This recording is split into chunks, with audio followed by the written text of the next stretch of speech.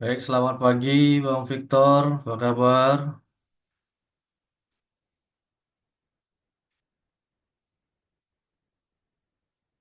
Pagi, Pak.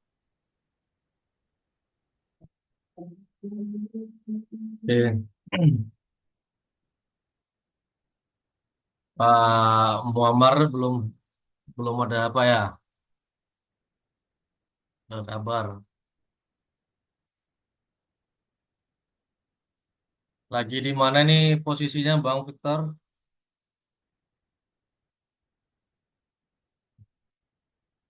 Silakan untuk di on kan aja kameranya nggak masalah. Lagi di posisi di mana, walaupun sedang lagi tidur pun ataupun lagi berbaring nggak masalah. Baik, lagi di rumah ya? Ya, lagi di rumah posisinya. Halo? Iya, Pak. Lagi di rumah posisinya. Iya, Pak. Oke, baik. Nah, jadi kita tunggulah sebentar lagi untuk temennya mungkin lagi baru bangun atau sedang mandi. Kan kita tunggu dulu.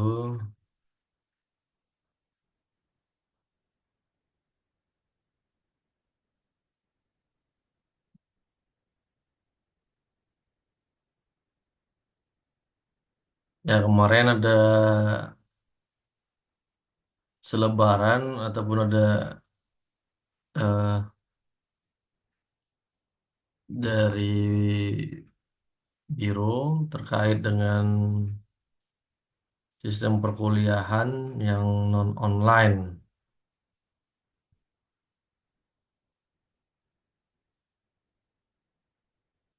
Jadi untuk perkuliahan, skema perkuliahan kelas karyawan, skema 4 plus dengan metode full non-online dan self-space di Universitas Pembangunan Pancabudi. Nah, jadi ada self-space di sininya.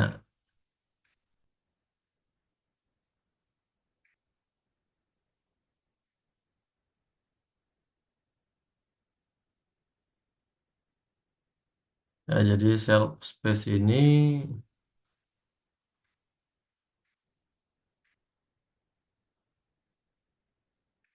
kita tengok dulu.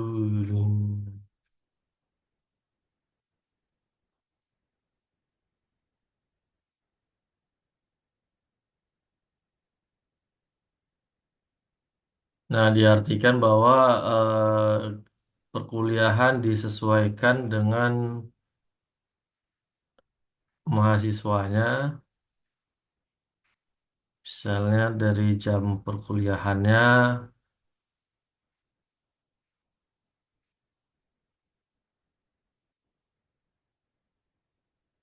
kemudian ya ruangannya di mana, artinya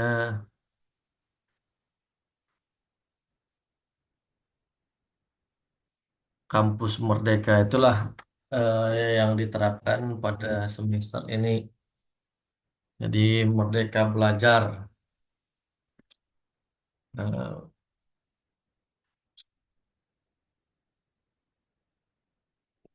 jadi kalau untuk dosen yang lainnya ya sudah pasti tatap muka kan gitu.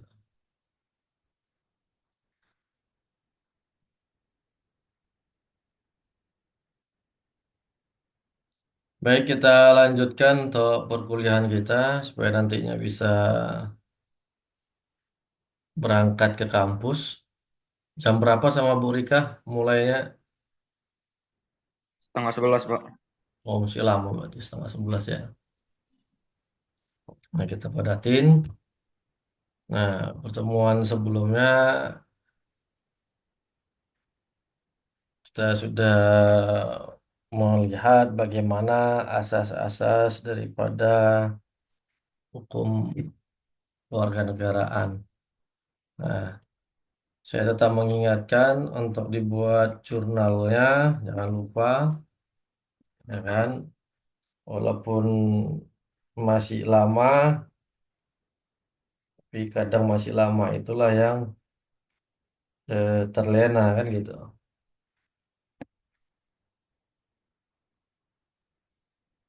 Nah, ya 7 minggu itu dianggap lama kalau belum ada ya kita untuk mengerjakannya.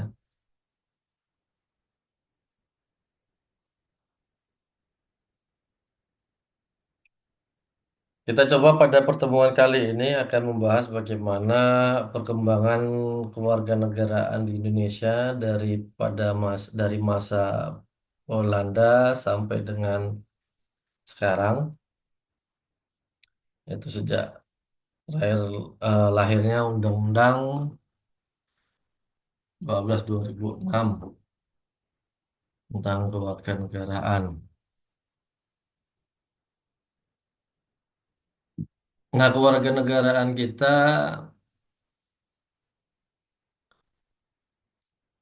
ya mendapatkan posisi sebagai warga negara Indonesia sudah jelas pada saat kemerdekaan terjadi kan gitu. Di mana lahirnya Undang-Undang Dasar 1945 sebagai dasar negara ataupun fundamental fundament kita dalam membagi unsur siapa yang dimaksud sebagai warga negara, siapa pemerintah itu dan sebagainya.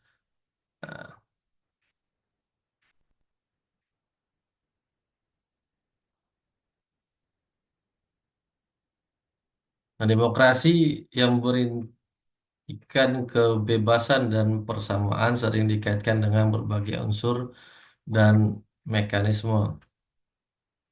Demikian pula dengan negara berdasarkan atas hukum. Nah, sesuai dengan Undang-Undang Dasar kita sudah jelas Indonesia adalah negara hukum.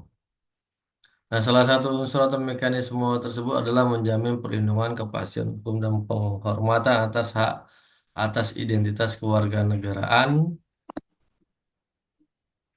baik yang masuk maupun yang keluar dalam lalu lintas kehidupan bernegara secara penuh. Tanpa kewarganegaraan seseorang hampir tidak mampu berbuat banyak dan tidak ada perlindungan hukum dan tidak mendapat perlakuan yang layak sebagai warga negara. Nah, artinya bahwa ketika sebuah negara dibentuk, maka yang paling penting adalah pengakuan siapa yang dimaksud sebagai warga negara tadi.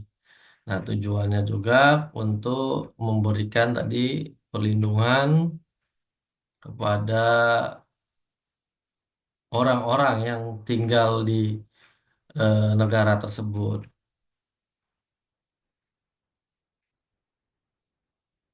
agar bisa eh, terciptanya hubungan antara pemerintah dengan masyarakatnya ataupun pemerintah dalam hal eh, arti hukum publik, nah bisa memahami tugasnya, ya kan, memberikan pelayanan kepada siapa saja yang ada di negara tersebut. Nah, jadi kalau ketika kita berada ataupun berada di luar negara kita, maka menunjukkan jati diri seseorang di dalam lalu lintas kehidupan adalah sebuah paspor kan gitu, identitas.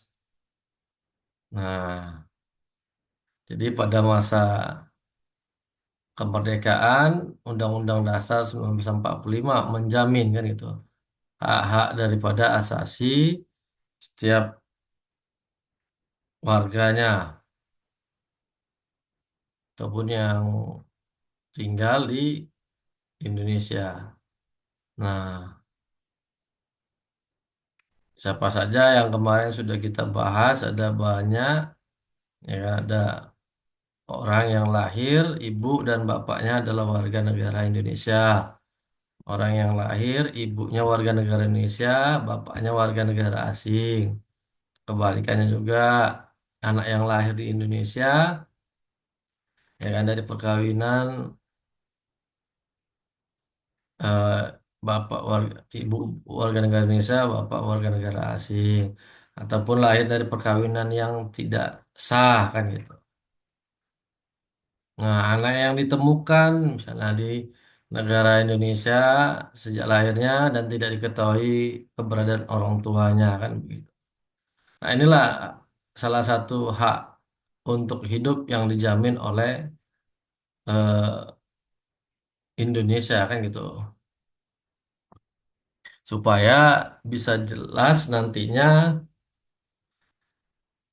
perlindungan yang bisa diberikan kepada anak-anak. Makanya dia bahasanya aja dari sejak lahirnya gitu, anak,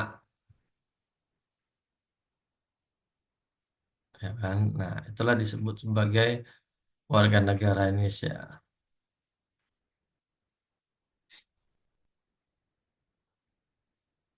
Meskipun pemikiran tentang kewarganegaraan telah memperoleh tempat dalam sistem ketatanegaraan Indonesia, namun dalam perkembangan yang mengalami pasang surut sejalan dengan perkembangan pemerintah Republik Indonesia. Nah, jadi walaupun Undang-Undang Dasar sudah mengamanatkan, sudah menempatkan ya kan, siapa-siapa yang menjadi warga negara Indonesia, tapi perkembangannya terjadi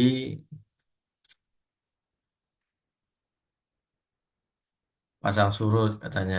Nah, seperti misalnya dalam pasal 26 menentukan bahwa yang menjadi warga negara Indonesia, warga negara ialah orang-orang bangsa Indonesia asli dan orang-orang bangsa lain yang disahkan dengan undang-undang sebagai warga negara. Nah, jadi warga negara Indonesia adalah warga orang-orang bangsa Indonesia asli. Nah, siapa bangsa lain itu diberikan contoh di sini adalah peranakan Belanda, Tionghoa, Arab yang bertempat tinggal di Indonesia, mengakui Indonesia sebagai tanah airnya dan bersikap setia pada wilayah negara Indonesia. Dapat menjadi warga negara yang secara yuridis merupakan syarat-syarat konstitusional yang mutlak harus dipenuhi. Nah, jadi bangsa Indonesia asli ya siapa? Berarti lahir di Indonesia, ayah dan ibunya adalah WNI. Nah, itu warga negara Indonesia juga. Inilah dia yang termasuk bangsa Indonesia asli. Nah, sedangkan yang bangsa lain, ya kan, bisa menjadi warga negara di Indonesia ketika melampaui ataupun memenuhi persyaratan-persyaratan yang telah ditentukan oleh undang-undang. Nah, tadi misalnya warga Tionghoa sudah lama dia tinggal di Indonesia, kemudian ingin jadi warga negara Indonesia, maka bisa melalui nantinya eh, penetapan dengan catatan ya, dia merasa bahwa Indonesia adalah bagian dari dirinya. Indonesia adalah tempatnya untuk tinggal kan gitu, untuk mencari nafkah dan sebagainya. Jadi eh, tidak ada niat untuk berpindah ke lain hati kan gitu ataupun ke negara lain.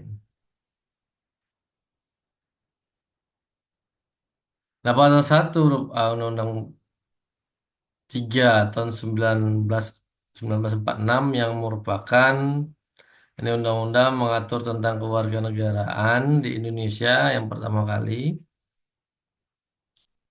menegaskan bahwa warga negara Indonesia ialah orang yang asli dalam negara Indonesia. Kemudian lebihnya ditentukan bahwa orang peranakan yang lahir dan bertempat tinggal di Indonesia paling sedikit 5 tahun dan berturut-turut serta berumur 21 tahun. Nah, jadi dalam Undang-Undang Nomor 3 tahun 46 yang dimaksud dengan warga negara Indonesia adalah orang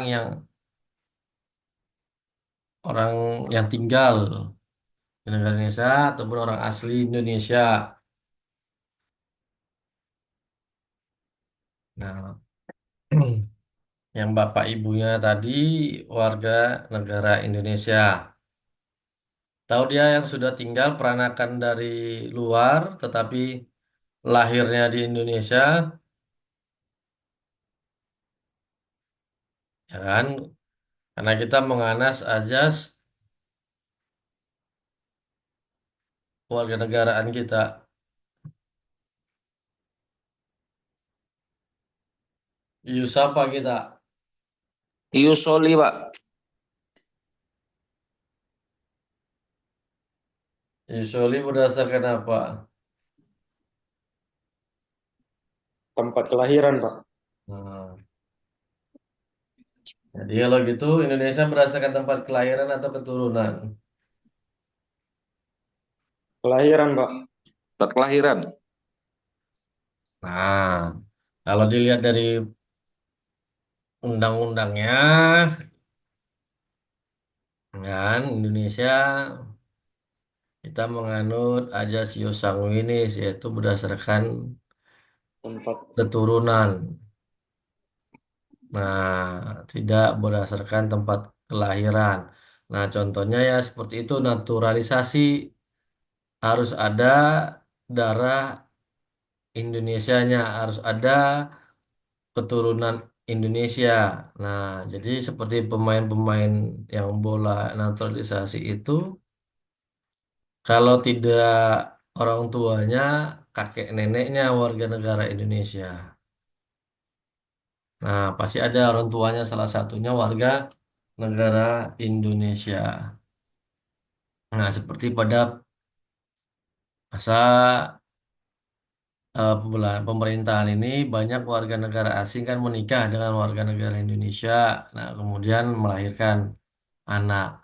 Nah, maka mereka bisa anaknya mendapatkan kewarganegaraan Indonesia. Nah, seperti itu. Kemudian di dalam Undang-Undang 647 terjadi perubahan. Nah, yang dimaksud dengan warga negara Indonesia ini dibagi lagi kepada beberapa eh, ketentuan, yaitu orang yang asli dalam wilayah negara Indonesia. Artinya nih ya semuanya keturunannya, ayah dan ibunya, anaknya orang asli dari Indonesia. Orang yang tidak masuk dalam golongan tersebut di atas, tetapi turunan seorang dari golongan itu, serta lahir bertempat, kedudukan, dan berkediaman dalam wilayah Indonesia. Nah, dan orang bukan turunan seseorang dari golongan tersebut, yang termasuk yang lahir, bertempat, kedudukan, dan berkediaman yang paling akhir selama sedikit 5 tahun berturut-turut di dalam wilayah Indonesia ya, yang telah berumur 21 tahun atau telah kawin. Nah, di sini ya kan, yang pertama dia semuanya warga negara Indonesia, keturunannya, makanya sih kan tetapi turunan kan gitu. Nah, maka kita bukan berdasarkan kelahiran, tetapi berdasarkan keturunan. Nah, salah satunya adalah warga negara Indonesia asli, kan gitu. salah satu orang tuanya warga negara Indonesia asli, maka anaknya bisa mendapatkan warga negara Indonesia. Atau ya kan dua-duanya misalnya warga negara asing ini, kedua orang tuanya kerja di sini sudah lama, sudah lebih dari 5 tahun, sudah 10 tahun, ya kan? Nah, ini kan status anaknya jadi susah ini. Nah, lahir di Indonesia jadi pakai identitas di mana? Nah, ketika orang tuanya menggunakan ajas iusoli keluarga negaraannya ya nggak akan diterima kan gitu di negara orang kedua orang tuanya. Nah, maka selama dia masih kecil dia masih dianggap sebagai wilayah masih dianggap warga negara Indonesia dan nantinya pada saat dia 21 tahun baru ditetapkan dah WNI-nya secara akta. Tetapi selama dia belum dewasa maka dia hanya bisa ya dianggap sebagai surat lahir saja ataupun ya benar pengakuan dia tinggal di Indonesia lebih kurang sekian tahun. Si anaknya lahirnya di Indonesia. Nah, tapi untuk menyatakan dia sebagai warga negara Indonesia nanti setelah dia dewasa, kan gitu. Jadi kita dari tahun 46 sudah mengakuin ketika ada warga negara asing, kedua orang tuanya mengandung Yusoli, nah melahirkan seorang anak di Indonesia, ya kan, maka bisa dikatakan dia sebagai warga negara Indonesia. Tapi secara administrasi negaranya nantilah di 21 tahun jika dia sudah dewasa. Yang ketiga orang yang mendapat kewarganegaraan Indonesia dengan cara naturalisasi. Kemudian anak yang sah disahkan atau diakui dengan cara yang sah oleh bapaknya yang pada waktu lahir bapaknya mempunyai kewarganegaraan Indonesia. Nah, ini berarti sudah dari zaman dulu ya kan perkawinan perkawinan secara agama itu lebih banyak dominan. Makanya di sini bahasanya anak yang sah disahkan atau diakui dengan cara yang sah oleh bapaknya. Kan inilah menunjukkan bahwa orang tua kita dulu itu banyak yang nggak mau mencatatkan perkawinannya kan. Apakah masih pada masa pemerintahan Jepang jadi terjadinya nanti bisa pemisahan harta dan sebagainya. Nah, jadi ketika diakuin bapaknya, maka dia termasuk warga negara Indonesia. Anak yang lahir dalam jangka waktu 300 hari setelah bapaknya meninggal dunia kan gitu. Bapaknya yang warga negara Indonesia meninggal dunia hampir sama kan dengan undang-undang yang sekarang 12 2006. Anak yang hanya oleh ibunya diakui dengan cara yang sah pada waktu lahir mempunyai kewarganegaraan Indonesia. Nah, ini sama sekali nggak tahu siapa bapaknya, hanya ibunya saja. Nah, maka bisa mendapatkan WNI, pencatatan, tidak kawin kan gitu. Anak yang diangkat secara sah oleh warga negara Indonesia. Nah, ini yang sangat apa menarik ya kan kalau dilihat dari peraturan yang sekarang ini, anak yang diangkat apakah sama ketika seseorang ya kan mengambil anak daripada keluarganya. Nah, bagaimana status sebagai anak angkat ini?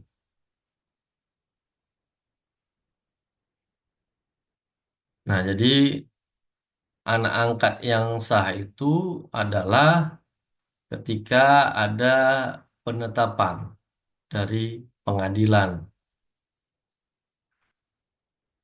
Nah, bagaimana prosesnya? Seseorang yang ingin mengangkat seorang anak, yang pertama dia harus sudah kawin. Tidak bisa dia belum kawin mengangkat anak. Dan kemudian usia perkawinannya minimal 5 tahun. Nah, syarat yang lebih ada prioritasnya ketika memang pasangan ini dinyatakan tidak bisa memiliki anak dan sulit memiliki anak. Nah, kemudian memiliki penghasilan tetap, pekerjaannya jelas dan dari penghasilannya itu bisa menafkahi si anak ini tadi sampai dengan dewasa. Nah, kalau seandainya tadi dia masih kemungkinan bisa memiliki anak, nah, mengangkat anak ya boleh saja, kan gitu. Nah, kemudian sehat jasmani dan rohani. Nah, rohani inilah yang perlu dilakukan pengujian sebelum diberikan hak anak itu kepada orang tua angkatnya. Kenapa jangan sampai selama berada di bawah pengasuhan si orang tua angkat ini, anak ini mengalami tindak kekerasan, gitu. Jadi, nah bagaimana caranya untuk melihatnya? Maka pemerintah bekerja sama dengan dinas sosial terkait atau instansi yang berwenang di bidang perlindungan anak akan melakukan pengawasan, akan melakukan observasi kepada terhadap kedua orang tuanya. Kemudian akan dilakukan tes kejiwaan terhadap si orang tua, calon orang tua angkat ini. Nah, nantinya akan ada dia buat pernyataan biasanya bahwa selama ya kan bahwa dia tidak akan melakukan tindak kekerasan terhadap anaknya sampai dia ya kan dewasa atau mandiri dan ada sanksi hukumnya kan gitu. Dan ada pernyataan daripada orang tua kandungnya tidak keberatan anaknya diasuh oleh si pemohon tadi. Nah, itu. Jadi barulah nantinya persyaratan itu dibawa ke pengadilan, kemudian nanti didengarkan kembali dan barulah ditetapkan dia. Nah, jadi keluar juga ada akte lahirnya anak dari yang gitu. Berdasarkan, nah itu dia penetapan pengadilan negeri Medan misalnya. Nah, angkat, ya kan. Nah, di dalam hak hukum waris nantinya anak hak anak angkat ini adalah 1/3. Jadi dia bisa mendapatkan warisan dari orang tua angkatnya. Itu kalau dia anak yang diangkat secara sah. Tetapi kalau yang kita lakukan ini itu hati-hati juga bisa menimbulkan satu tindak pidana perdagangan orang ketika ada ternyata nilai yang terjadi pada saat pengambilan angkat itu. Misalnya apa? Si orang tua angkat ini yang bayar proses semua persalinannya. Jadi anak tersebut bayar tersebut sama si yang bayar ini. Nah, itu bisa jadi masuk unsur daripada perdagangan orangnya gitu ya. Ya, makanya sangat sulit untuk proses anak angkat ini bisa memakan waktu ya 6 bulan bahkan 1 tahun karena proses yang lamanya adalah observasi terhadap orang tua angkatnya. Apalagi kita lihat banyak sekarang ini kan tempat penitipan anak ataupun panti asuhan yang melakukan kekerasan pada anak. Bahkan orang tua kandung sendiri gara-gara hanya stiker ya kan, yang di Medan, nah dihajarnya anaknya sampai babak belur kan gitu. Nah, tapi saya ada nonton ya kan video sedikit di Instagram seorang anak melaporkan orang tuanya kan gitu ke polisi. Datanglah polisinya. Saya mau lapor, ibunya terkejut. Datang anaknya yang usia 8 tahun atau 9 tahun lah kalau dilihat kan. Saya kenapa? Ibu saya memukul saya dengan gesper, dengan tali pinggang. Jadi aku ini ibunya. Kenapa? Karena dia tidak mau sekolah. Nah, si anak dengan lantang. Ya betul, saya tidak mau sekolah. Tetapi kan tidak boleh dipukul. Itu kan melanggar hak saya katanya. Nah, itu kan sudah kekerasan terhadap anak. Langsung si polisinya bilang, kalau saya jadi orang tua kamu, saya akan melakukan hal yang sama. Kamu tugasnya belajar, sekolah, bukan malah malas-malasan. Gitu. Jadi ya, eh, konteks ini tadi kan, orang tua ini, nah dalam hal anak angkat tadi itu, untuk menghindari kekerasan-kekerasan yang tidak pada dasarnya ketika mengangkat seorang anak. Tetapi ketika seorang bapaknya misalnya mama angkatnya tadi mendidik, memarahi ataupun misalnya menggunakan alat untuk sebagai media pembelajaran yang sifatnya tidak menimbulkan kekerasan yang fatal, nah itu pada saat observasi masih bisa dianggap kan gitu. Tetapi kalau sudah menimbulkan rasa ketakutan, kemudian cacat atau sebagainya, inilah yang eh, bisa dibatalkan hak anak angkat ya. Kemudian selanjutnya anak yang lahir di dalam wilayah Indonesia yang oleh bapak atau ibunya tidak diakui secara sah. Nah, ini hampir sama. Jadi kan itu bukan anak saya katanya, kata mama, bukan juga katanya. Kemudian anak yang lahir di dalam wilayah Indonesia yang tidak diketahui siapa orang tuanya atau keluarga negaraan orang tuanya. Nah, kemudian badan hukum yang didirikan menurut hukum yang berlaku dalam negara Indonesia dan bertempat kedudukan di dalam wilayah Indonesia.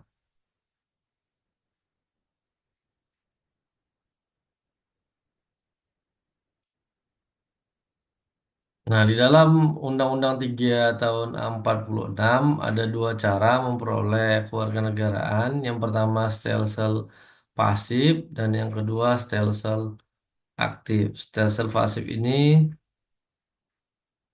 seseorang dapat memperoleh kewarganegaraan dengan otomatis atau tidak melakukan perbuatan hukum apapun.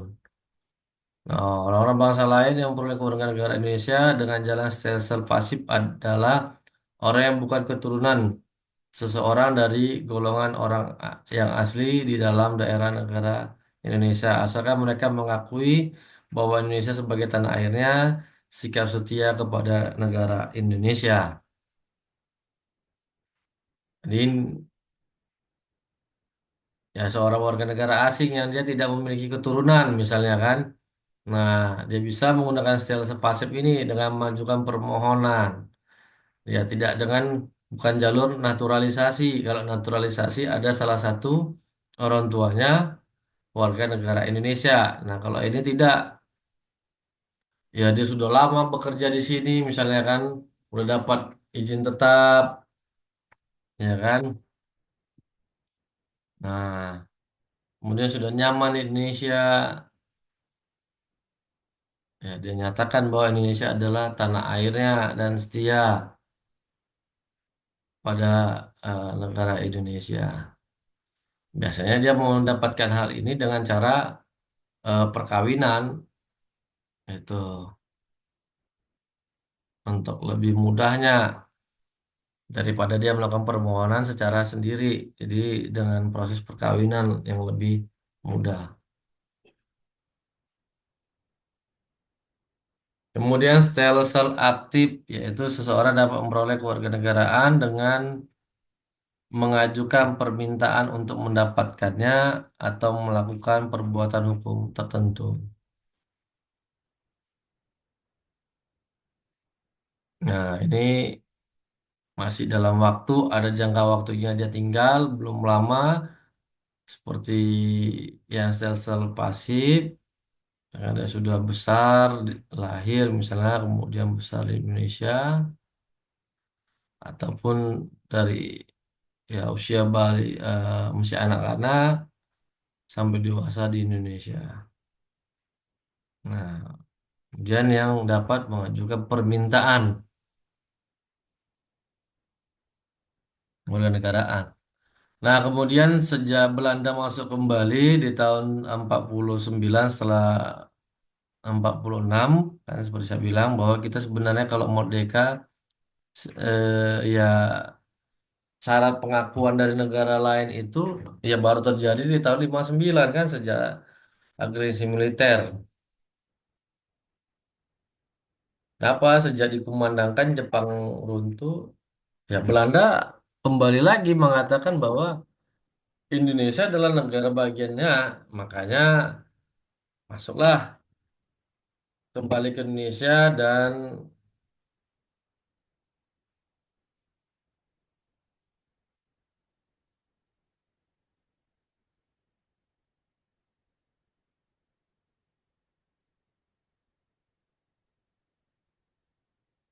dibuatlah namanya Republik Indonesia Serikat,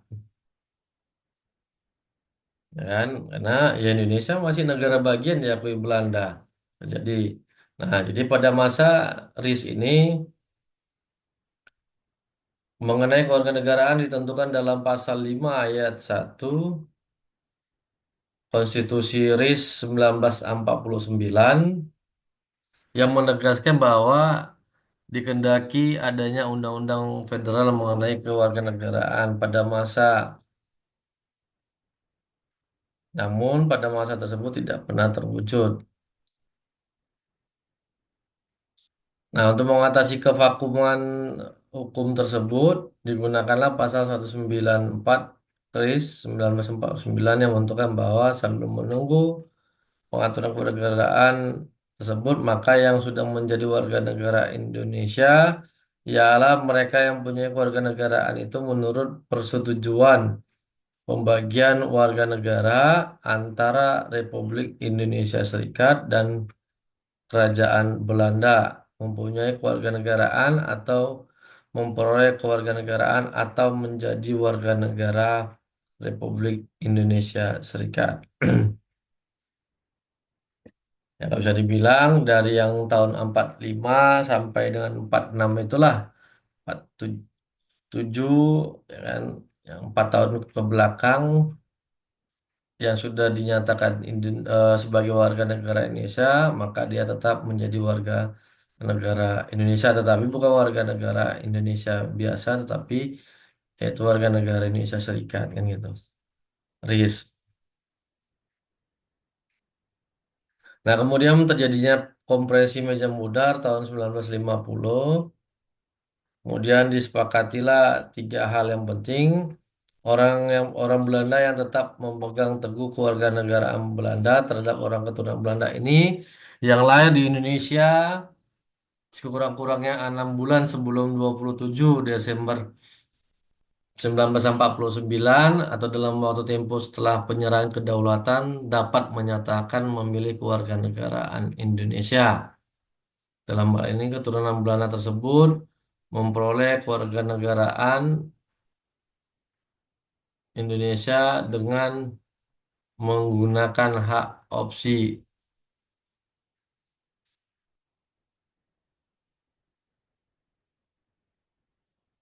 dan mereka memperoleh kewarganegaraan Indonesia secara aktif.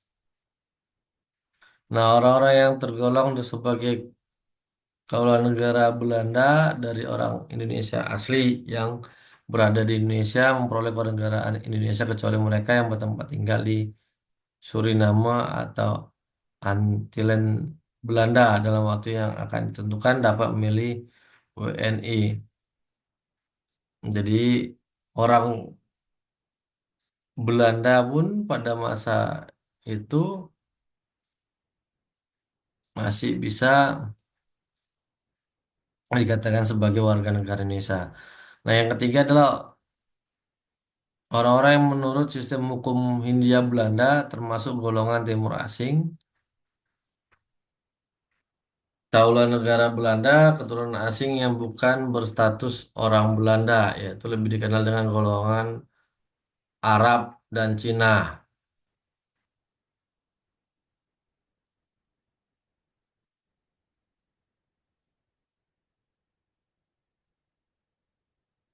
Bisa mendapatkan warga negara asing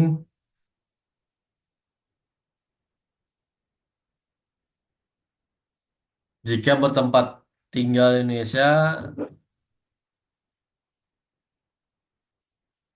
mereka memperoleh kewarganegaraan negara Indonesia. Kemudian jika bertempat tinggal di Kerajaan Belanda, mereka tetap berkewarganegaraan Belanda. Jadi ketika keturunan asing kan, nah, bisa mendapatkan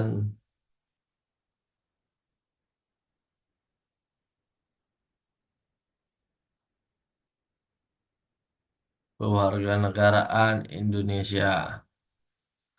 Jadi tiga jenis inilah yang bisa menjadi warga negara yaitu orang orang Belanda atau keturunan Belanda. Yang kedua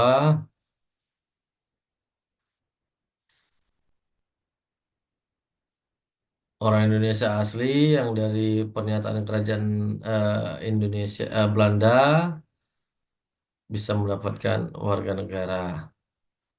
Kemudian orang-orang dari golongan Timur Asing. Nah, RIS meletakkan dalam konstitusinya bahwa urusan warga negara adalah wewenang dari pemerintah federal. Maka dengan sendirinya Undang-Undang Nomor 3 Tahun 46 tidak berlaku.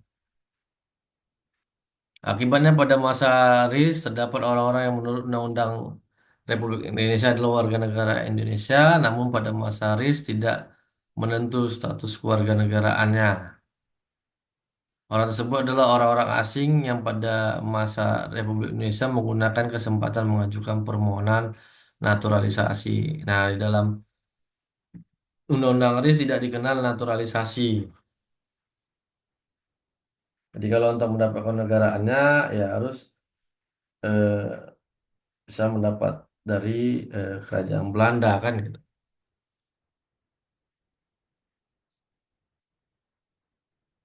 Karena yang dari naturalisasi bukan memperoleh dari kerajaan Belanda, maka tidak turut dibagi dalam persetujuan perihal pembagian warga negara antar Republik Indonesia terikat dengan kerajaan Belanda. Nah, jadi kalau naturalisasi itu dari Indonesianya pada saat Republik Indonesia Serikat tidak ada lagi naturalisasi. Jadi orang yang memperoleh naturalisasi itu harus mengajukan lagi ulang kewarganegaraannya kepada kerajaan Belanda. Nah, jadi dia harus mengakui bahwa Belanda merupakan eh,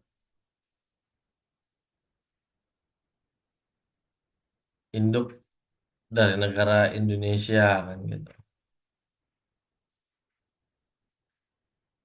Nah, berjalannya waktu ya kan dari tahun 1950 sampailah dengan 1959 ketika Republik Indonesia ya kan berhasil RIS runtuh, kembalilah kita kepada Undang-Undang Dasar 1945. Maka dirubahlah, ya kan, undang-undang tentang kewarganegaraan, yaitu diatur dalam Undang-Undang Nomor 62 Tahun 1958. Nah, di mana dalam pasal satunya menitik beratkan penggunaan asas ius sanguinis, sedangkan asas ius soli dipergunakan dengan tujuan untuk menghindari timbulnya status apatrid maupun bipatrid. Nah, di sini ada jelaskan di dalam Undang-Undang 62 tahun 58 penggunaan asas ius sanguinis, yaitu kita berdasarkan keturunan.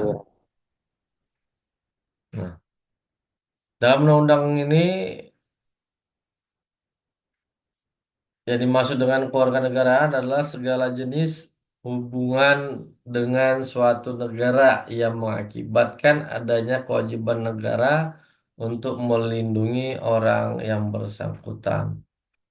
Oleh karena itu, Indonesia berkewajiban untuk melindungi semua warga negaranya dimanapun mereka berada.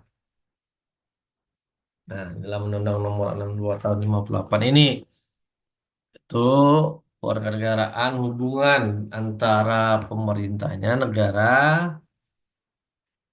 pada warganya, di mana pemerintah eh, diwajibkan untuk memberikan perlindungan dimanapun berada. Makanya dalam pasal 26 ya, kalau nggak salah Undang-Undang Dasar tentang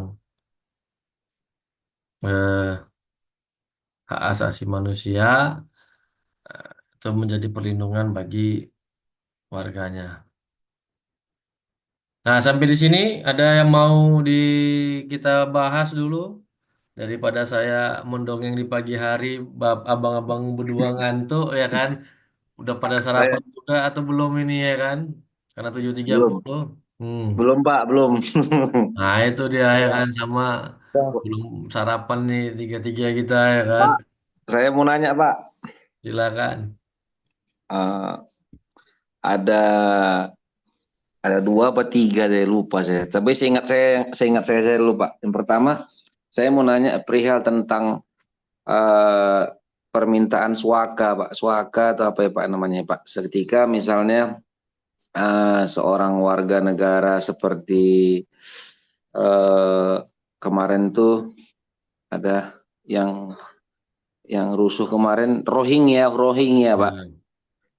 Gitu. Kependudukan Rohingya itu ketika suatu negara lain di luar Indonesia konflik dan mereka meminta kepada pihak Indonesia dan mereka sudah tinggal berapa lama dengan waktu yang tidak ini, tapi mereka meminta kewarganegaraannya gitu.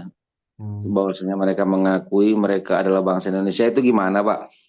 Terus yang yang kedua eh, apa eh, apa dia? Perihal tentang hukum hukum apa itu sendiri, Pak? Hukum tentang tadi yang anak anak angkat tadi, Pak. Anak Hmm. angkat.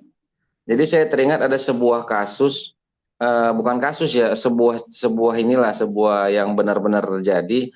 Dia warga negara, dia orang orang apa? Orang asli lahir Indonesia, perempuan gitu, Pak. Tapi dia itu di diletakkan ataupun dititipkan oleh kedua orang tuanya ke ke panti asuhan. Eh, karena ketiadaannya, karena faktor ketidakmampuan kedua orang tuanya ini, sehingga eh, anak itu di apa gitu, ditaruh ke panti asuhan.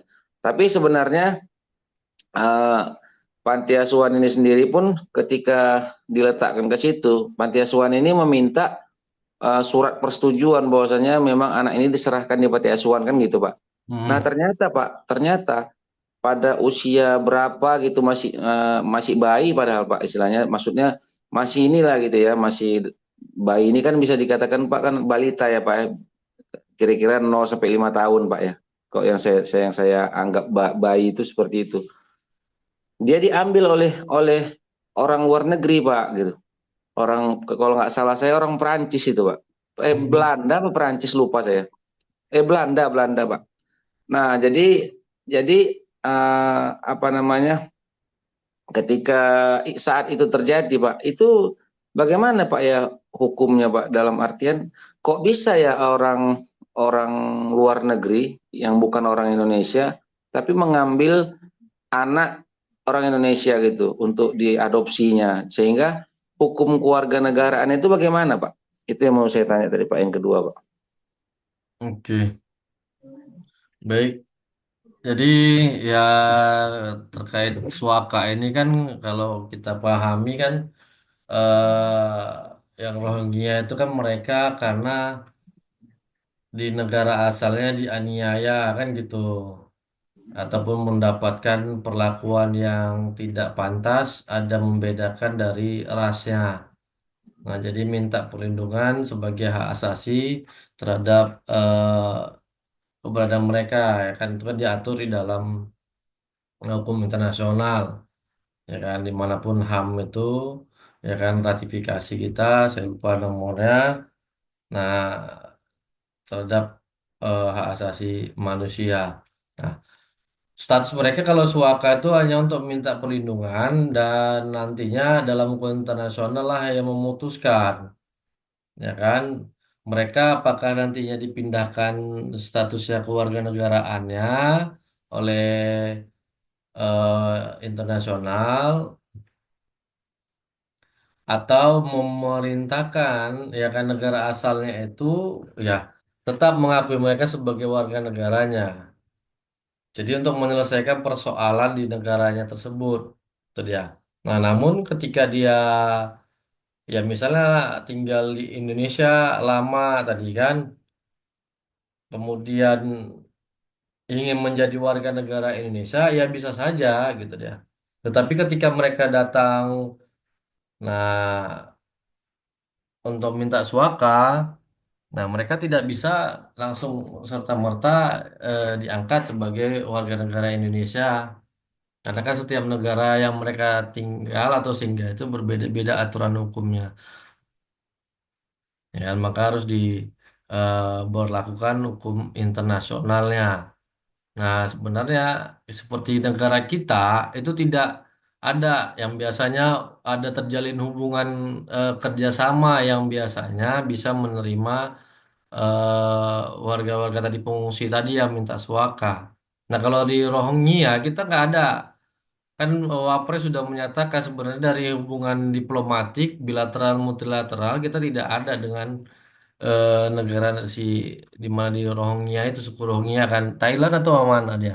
Saya lupa dari mana mereka berasal. Nah tapi karena Indonesia ini ya kan ya terlalu baik lah kan gitu kepada orang lain sedangkan anaknya sendiri nggak diurus ya kan gitu bahasanya makanya ditampung kan seperti itu ya begitu banyak warga negara Indonesia yang terlantar misalnya ataupun yang butuh kehidupan nah malah itu lebih diprioritaskan karena apa memang ya dalam hukum internasionalnya ya wajib sebenarnya harus bisa ditampung tetapi kita tidak dalam waktu yang lama dalam waktu tertentu. Nah, waktu tertentu inilah yang tidak ada ketentuannya berapa lama. Ya, sehingga harus mereka dipindahkan ke negara lain oleh apa? Ya oleh PBB gitu dia. Nah, yang saat ini kan dinaungi oleh UNHCR kan gitu terhadap warga-warga negara asing yang dianiaya oleh negaranya. Nah, namun ketika dia ingin menjadi warga negara Indonesia, dia harus ikut dengan proses yang telah ditetapkan di negara kita. Misalnya berarti mengajukan dengan permohonan karena dengan jalur naturalisasi dia tidak bisa. Nah, cara mereka biasanya sering yaitu menikah dengan warga negara Indonesia. Nah, karena kan kita menganut kesatuan hukum. ya kan? Nah, bukan persamaan derajat, tetapi kesatuan hukum. Artinya ketika dia nikah di Indonesia, maka ya keduanya harus menjadi warga negara Indonesia dulu, gitu dia. Nah, siapa tadi pasangannya warga negara asing? Ya, dia harus menyatakan sebagai warga negara Indonesia. Nah, inilah kedok aja biasanya digunakan mereka kan gitu untuk mendapatkan perlindungan hak hak asasinya. Udah dia pura-pura nikah kan gitu supaya ya statusnya saya warga negara Indonesia gitu dia. Setelah dia menikah dengan jalur perkawinan kan bisa mendapatkan status keluarga negara itu berdasarkan perkawinan. Nah, ini jadi seharusnya memang ya ketika suaka kita ketika suaka di negara itu ada kerjasama boleh kita tampung dan bisa berdasarkan itu ya untuk mendapat perlindungan dijadikan warga negara. Nah, kalau tidak salah saya kasus orangnya tidak terlalu mengikuti kali, tetapi kalau dari yang ya kita lihat di media kan ada janji daripada Amerika untuk menampung mereka. Bisa saat ini Amerika tidak mau menerima, makanya mereka di mana negara yang ada kedutaan Amerikanya mereka datangi. Itu yang jadi persoalannya sebenarnya. Nah, tujuan mereka, ya kan, untuk menuntut eh, status dari eh, kewarganegaraan mereka di sana gitu. Nah, jadi ya kan pada dasarnya ya kalau dia suaka ada perlindungan mendapatkan penganiayaan, kemudian adanya perbedaan suku dan ras. Tapi kalau saya lihat persoalan Rohingya ini memang ya benar apa enggaknya kan ini masyarakat kelompok masyarakat yang sulit diatur di negaranya. Walaupun mereka beragama Islam gitu. Ya kalau lihat berita-berita kan yang beredar sudah disiapkan di negara asalnya itu kotanya satu pulau, rumahnya semua sudah dihuni, tapi mereka minta lebih. Nah, itulah dia kan. Nah, kemudian tadi terkait dengan proses dari anak angkat tadi. Nah, ketika ada seseorang yang ingin membawa seseorang anak untuk tinggal di luar negara Indonesia, tetap dia prosesnya sama seperti anak angkat. Nah, harus ada melalui penetapan pengadilan, kan gitu. Nah, harus diketahui ya kalau di sana nantinya kedutaan di mana dia mau tinggal sama siapa, kan itu. Nah, kalau di luar itu berarti adanya permainan antara ya si panti asuhan dengan yang bersangkutan dan itu bisa jadi memungkinkan timbul unsur daripada tindak pidana. Ya kan? Saya kemarin juga ada yang mau seperti itu juga, ada anaknya mau ikut ini mesti saudaranya di Inggris kan gitu. Nah, satu mesti warga negara apa saudara ini nikah sama warga negara Inggris. Jadi ada anaknya di sini mau dibawa lah sama saudaranya ini familinya ke sana sekolah di sana. Bisa nggak begitu saja? Saya bilang nggak bisa, harus melalui pengadilan. Dan gitu harus dilihat apa pekerjaan orang tuanya di sana. Dan dia harus lapor ke kedutaan dulu, saya bilang. Bahwa nanti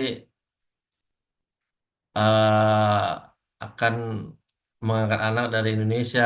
Ya setelah pun dibawa dari Indonesia, dia harus lapor ke sana gitu. Nah akhirnya kayaknya nggak jadi. Karena ribet. Prosesnya ribet, ya kan? Nah, dan harus ada dari psikiater untuk kejiwaan dari saudaranya itu walaupun itu saudara family gitu kita nggak tahu nah karena mau dibawa ke sana kan itu nah jadi prosesnya tetap melalui pengadilan, orang tua orang tua kandungnya lah yang nanti sebagai pemohon dan bersama dengan orang tua wali ataupun orang tua angkatnya, ya kan? Kemudian, nah, ya persyaratan-persyaratan itu tadi ya kan harus dipenuhi. Nah, ketika bisa dibawa, nah berarti itu udah di luar daripada ketentuan hukum. Ya, ketika terjadi kendala sama anak tersebut, maka itulah yang menimbulkan tindak pidana perdagangan orang, ya kan? Nah, jadi banyak memang, ataupun ya kita lihat ya ada orang yang menggunakan cara yang apa, karena prosesnya itu ya tidak memakan waktu yang singkat kan gitu. Nah, di dalam undang-undang perlindungan anak atau kewarganegaraan saya lupa ada, sekarang ada prosesnya, ya kan? Jadi banyak persyaratan yang harus dilengkapi oleh orang tua angkat ini. Dengan yang tadi salah satu yang saya sampaikan tadi kan beberapa syarat itu tadi.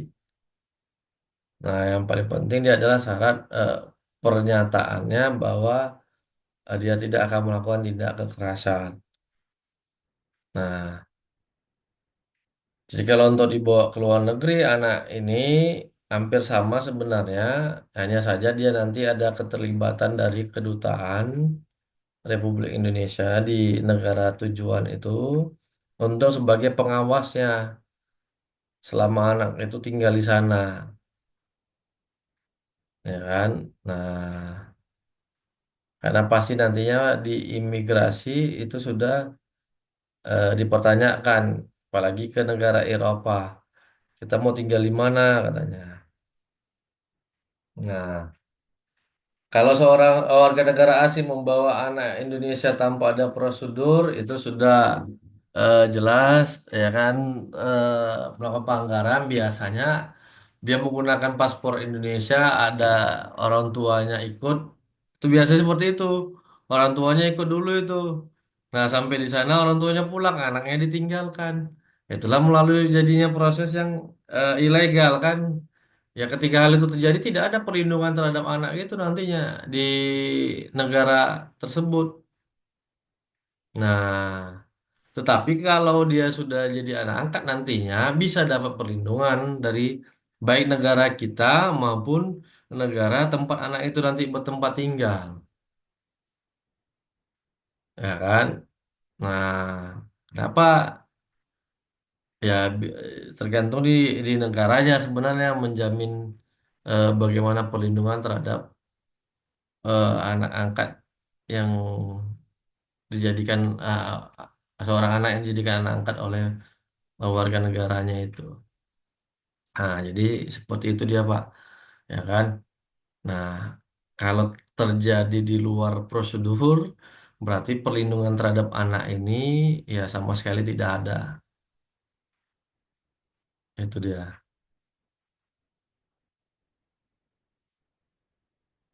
Ini Bang Victor ada yang mau kita diskusikan, mau berkaitan dengan materi atau yang lainnya. Karena kitanya bertiga aja ya kan. Jadi Tidak, mata kuliah lain juga hanya berdua saja satu semester ini. iya Pak. Iya Oh, Pak. Iya Pak. Cuman di metode penelitian Pak yang rame Pak. digabung, digabung. Digabung. Tapi kami nggak jumpa Pak. Justru saya terpisah sama sama Victor di apa di mata kuliah Oh. metode penelitian. Beda ruangan, Beda beda ruangan. jam. Ngambilnya bentrok berarti. Iya Pak. Nah, itu. Jadi luar biasa juga dosen-dosennya mau ngajar dua apa ya kan? Dua mahasiswa.